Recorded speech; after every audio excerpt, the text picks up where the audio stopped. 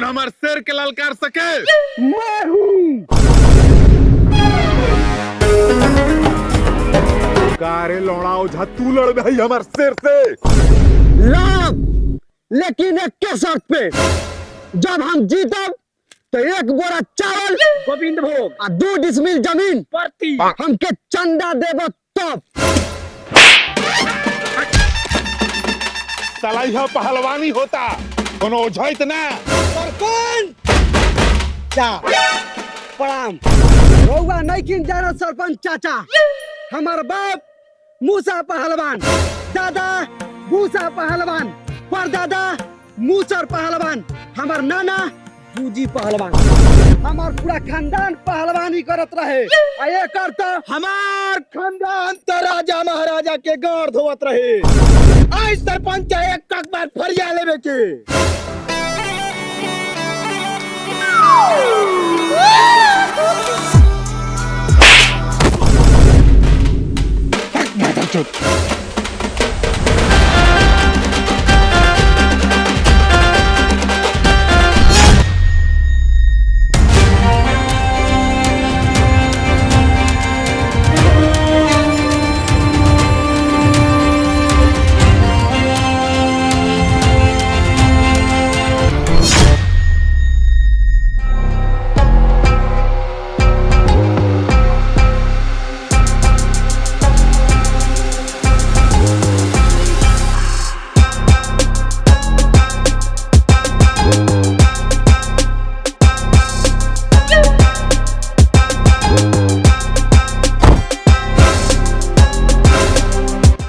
Doctor साहेब प्रणाम प्रणाम प्रणाम।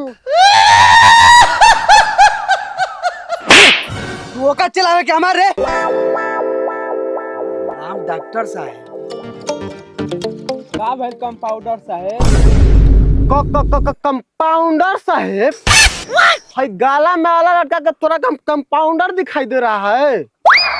हाय देखो तारे ना खुला बा, निकाल के डाल दे, लगबे चिल्लाए। हम डॉक्टर पशु डॉक्टर हैं, हमार लान हैं। इस साला गाय भैंस कुकुर बिलार के इलाज करे वाला डॉक्टर हमसे क्या बतियाई कि आदमी के इलाज कैसे कइल जाला। जहाँ हम एक मंत्र फूक देनी ना तो गौरल मुर्दा खड़ा हो जाई। मंत्र फूक के दिखाओ। मंत्र फूक तो एकरा खातिर रउआ के 21 रुपया चंदा और 1 बोरा चावल गोविंद भोग और 2 डिसमिल जमीन प्रति। तब देखिए हमार जादू मंत्र के कमाल। तू हमरा से बेसी पढ़ल लिखल बारे। पढ़ल लिखल नहीं तो का बोले, मंत्र सिद्ध कैले बानी मंत्र। ये सरपंचा का रे सर कोनो रोग नहीं के जौना में ई डॉक्टर कुकुर बिलार के दवाई न खियावत होके। कोई के उल्टी पैखाना खांसी भइल होके तौना पे ई डॉक्टर कुकुर बिलार के दवाई खियावेला। कोई के हैजा बीमारी भइल होके तौना पे ई डॉक्टर कुकुर बिलार के दवाई खियावेला। कोई के मैदान धक्का धक फका फक होत होके तौना पे ई डॉक्टर कुकुर बिलार के दवाई खियावेला। एकरा वही चोरा एक दिन डॉक्टर पूरा गांव वाला के कुकुर बिलार के दवाई खिया के पूरा गांव वाला के एक दिन कुकुर बिलार बना दी।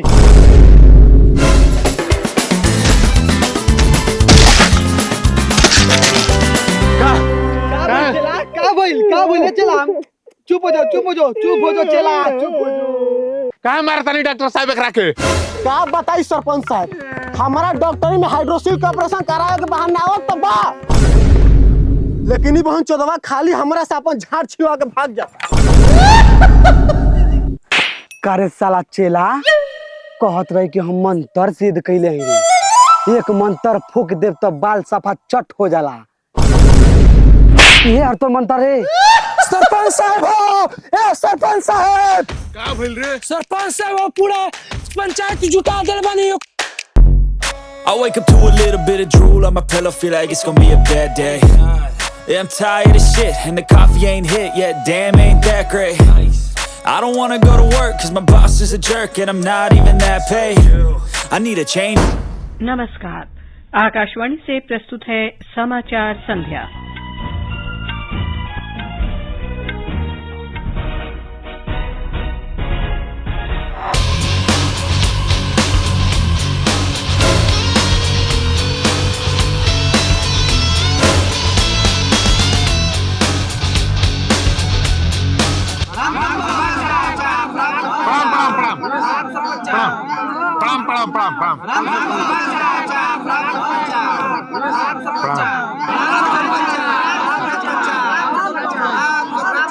मारा चोद।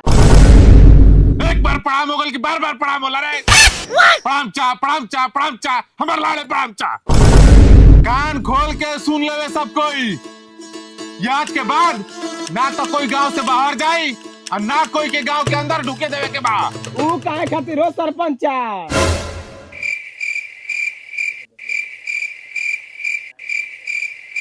एगो तोरे गाड़ी में कीरी काटा था का रे?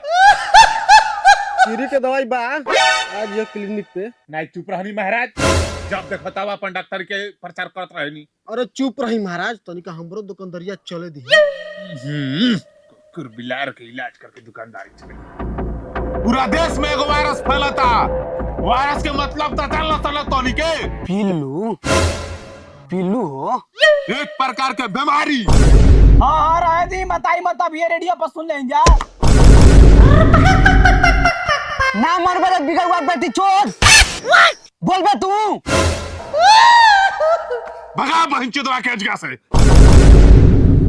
अभी ने माई बहनिया सुना देम तो कहबा ना कि सरपंच गाड़िए देता रहन। साला एगो गांव में ऐसे ही हल्ला बलबा कि सरपंच मौगा हुआ। छिनारो हो।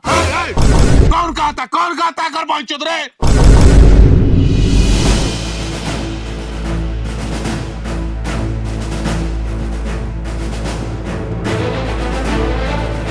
कार त्रिलोकिया सारे अठले तो राह के सेंटर का बड़ा दिल बा।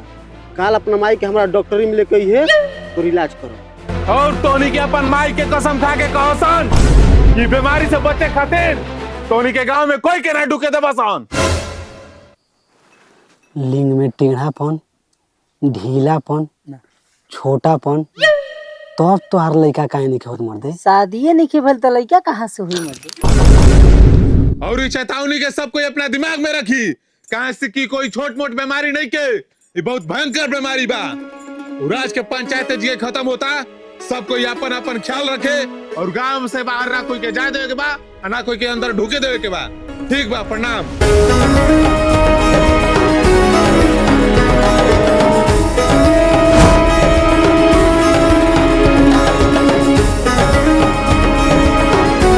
रउआ का कहता नहीं डॉक्टर साहब? मस्त बा एकदम मीठा बा, लही रहो चूस ले। रे लड़ा तू ही चूस।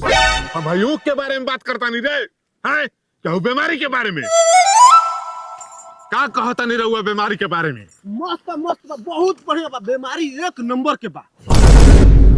कहियो शुभ मुहूर्त के दिन निकलवा के रहुआ के अतना गंदा गंदा गाड़ी दे चाहे राउर बकचोदी राउर गाड़िया में घुसर जाए। अरे हम बीमारी के बारे में बात करना चाह रहा हूँ कि रउआ से बीमारी ठीक होगा कि नहीं होगा, ये बताइए। होई का ना ठीक होई। आखिर हम पशु डॉक्टर का लाभ चाटे खातिर बोलो बनी। अभी परसवे ललुआ ललमुनिया के इलाज करनी, आज देखी टलमना के घास चरत घास चरत रसन। हाँ ललुआ ललमुनिया। हाँ, अरे वो हमारा बोकवा बकरिया का नाम है ललुआ ललमुनिया। अरे हम गाय भैंस कुकुर बिलार का डॉक्टर है, डॉक्टर पशु डॉक्टर। बहत्तर डॉक्टर पशु डॉक्टर। साला इसे गांव सब भरे वाला बा। हाँ गांव के उद्धार का करी, साला बर्बाद कर दे। अब के बचाई हमारा गांव के साथ? हमार बंगाली बाबा बचे यानी गांव के।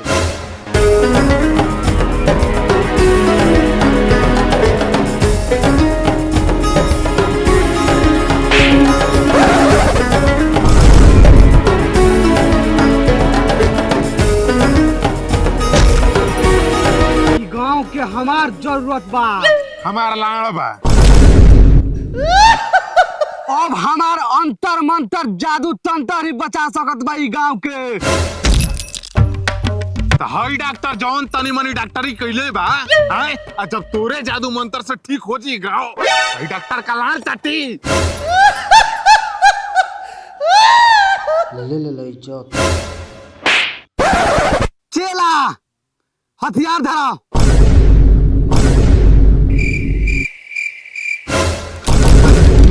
माधर छोड़, ये वाला हथियार ना, हमारा हथियार धरा।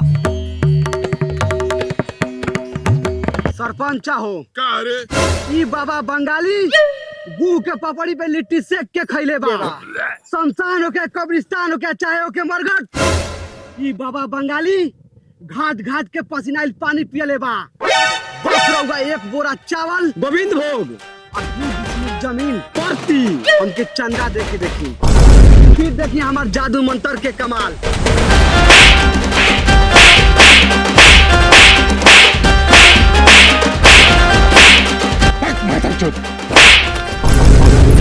dim dum da da da dim da da da dim dum da da da dim da da dim। रउआ ठीक ना कहनी सरपंच हमारा बाबा के पिल्ला निहन मार के।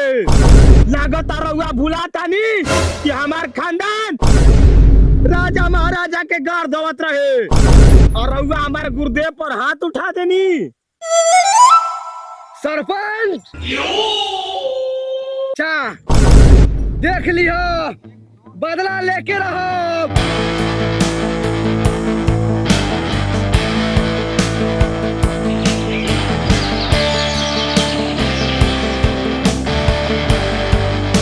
अब उस सरपंच के पता चली कि बाबा बंगाली पे हाथ उठावे के नतीजा का होला।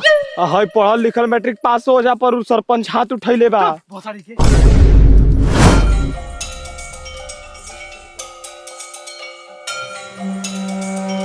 आई बाबा आई, कोनो दिक्कत नहीं आई।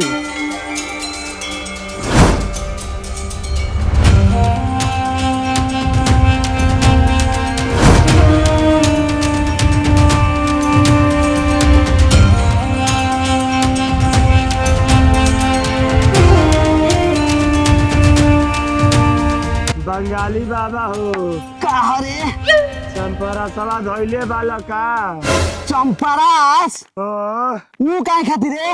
मोर हरिया से हमारा कमजोरी मारता आ देहिया झनझनाता। बुझतानी तहार बहिन तहार देहिया काहे झंझनात हो। छोड़ दे बचवा ई सब गंदा आदत, नहीं तो मुठ मैनिया ध ली ना तो कुपोषण के शिकार हो जीबे।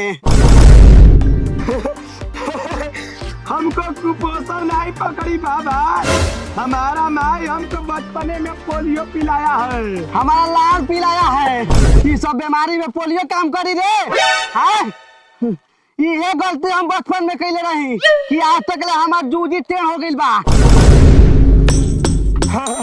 तो तू एगो बात भुलाता है बंगाली कि हमारा खानदान राजा महाराजा के गार धोवत रहे। का माई बहिन सुने पे लगल बावे चेला? का हो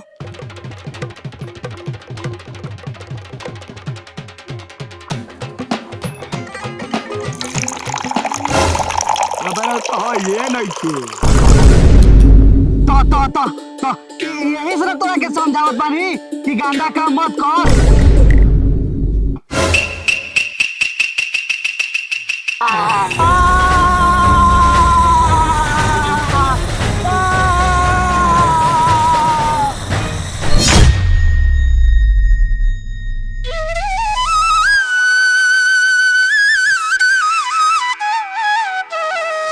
सरपंच साहब का रे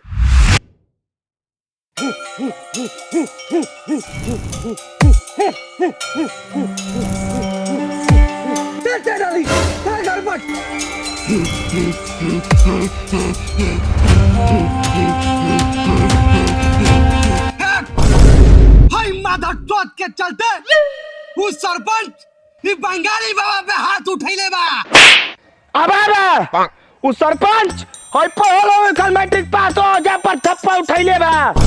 लागता उ सरपंच भुला गइल बा कि हमार खानदान राजा महाराजा के ने गार धोवत रहे। हक माता चोट, जल्दी से एकरा के माटी में दफन कर। आ एकरा साथे साथे एकर बीमारी भी दफन हो जाई। आई बीमारी से पूरा गांव वाला के बचा के वो सब का नजर में भगवान बन जाई। और वो पूरा गांव वाला हमारा पैर में आके गिरल रही।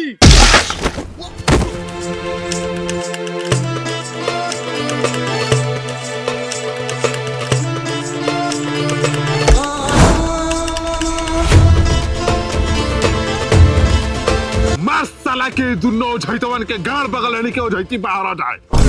सारे सरपंच बेटा तू अभी बंगाली बाबा के शक्ति से अनजान बाबे। जहाँ एगो मंत्र अपन हाथवा पर तुक के फूक देला ना तो ये इज्जत तोर बदरिया फट जाई।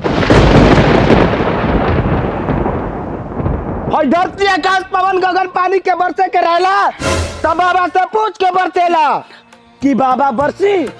है सूरज के अगर उगे के रहला तब बाबा से पूछ के उगेला कि बाबा उगी। आहे उनका पढ़ल लिखल मैट्रिक पास चला के पादे के रहेला तो बाबा से पूछ के पा देला। अगर बाबा कहियन हो तो पा दी है ना तो अंदर ढुकाली मारी बाबा मंत्र। तोर बोही चोदो ढेर फेंक देलस कर बोही चोदो जनवा ले ली हमार। मार सारा के 4 लाठी तभी साला सुधरी। नहीं सरपंच साहब एक ऐसे खड़े खड़े है भाई तभी जाके सरवा सुधरी। खड़े खड़े कैसे आगी रे? हक साला मालिक हम भोरे भोरे हक के आइल बानी अब ना आ गई। होगा तारे की 4 लाठी बरसाई तोरा पे साला। मालिक की बंगालिया दिन में बस एक के बार खाना खियावेला वो रात में अब भोरे भोरे हक देले भाई तक कहां से आ गई?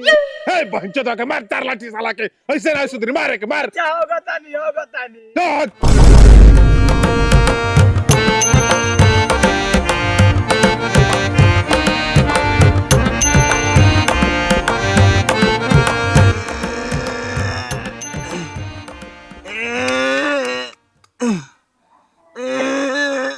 मालिक अरे नहीं क्या निकलो साला हाथ निकाल के घींचो कर अंकल।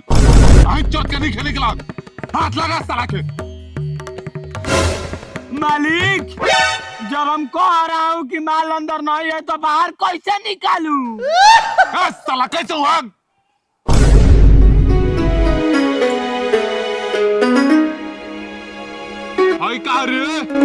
सरपंच साहब वो हमार 14 महीना 40 दिन के तपस्या के फल हो।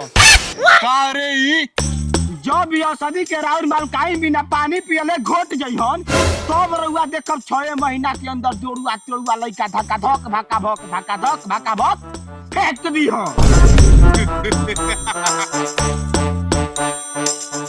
हां इहो बात बका तो हमार बकरियो धक्का धक भाका भक धक्का धक भाका भक बकरी के बचना फेंक। ओझा जी कहले हमरो 1-2 घंटा टिकी न। बक्का बुर्रा आधा 1 घंटा 4 घंटा 14 मिनट बिना ब्रेक के 80 किलोमीटर पर घंटा के रफ्तार से और गधा घोड़ा निहन दौड़ी धक धक तोर बहन चोदो बिगौआ।